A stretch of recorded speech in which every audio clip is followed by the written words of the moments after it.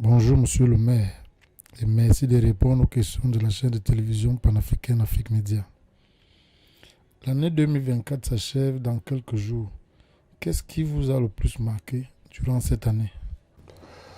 Évidemment, les événements de Bankolo, qui ont été des événements tragiques et qui ont négativement marqué notre année 2023, cette nuit du 8 octobre, où de nombreux Camerounais habitant dans notre commune ont péri suite à l'éboulement de terrain et la rupture de la guide, de la digue. Et voilà un peu le fait le plus marquant pour nous en cette année 2023. La commune d'arrondissement de Yaoundé 2 dont vous avez la charge vient de tenir sa dernière session budgétaire et pendant la lecture du rapport, plusieurs réalisations ont été faites.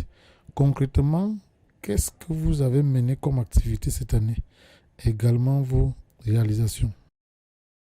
Comme d'habitude, nous avons eu à développer des projets qui ont été mis en œuvre au courant de l'année civile, l'année 2023. Les projets les plus parlants, les plus porteurs, qui nous tiennent tellement à cœur, il y a déjà le projet de dématérialisation et de digitalisation du fichier des contribuables avec l'aide de jeunes stagiaires étudiants de notre municipalité. Nous avons mené une grande campagne auprès des commerçants et des contribuables.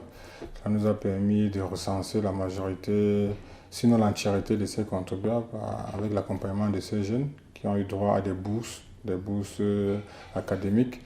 Et nous faisons donc un saut au niveau de la technologie. Donc nous voulons faciliter l'accès aux informations et surtout au traitement des données du fichier des contribuables, non seulement aux contribuables, mais également au personnel de la mairie, le service de l'assiette fiscale. Donc, à travers ce projet, nous allons booster et mobiliser plus de ressources, plus de recettes pour justement réaliser plus de projets sur le terrain.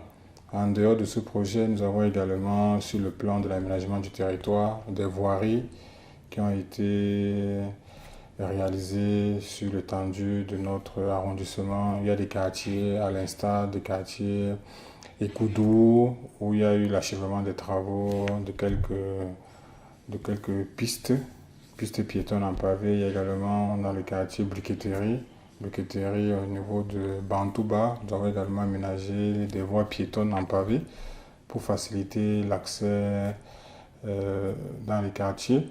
Il y a également des voiries qui suivent des phases. Donc, on a lancé la première phase de l'aménagement de la voirie Nkomkana 1 au niveau de Kigali. Nous allons continuer en 2024 les travaux pour les achever. Donc voilà quelques faits que nous avons pu réaliser dans notre commune, sans oublier également l'acquisition de 2 pick-up pour permettre aux services de mieux se mouvoir et se mobiliser sur le terrain afin d'assurer les missions pour lesquelles nous avons été élus par nos populations.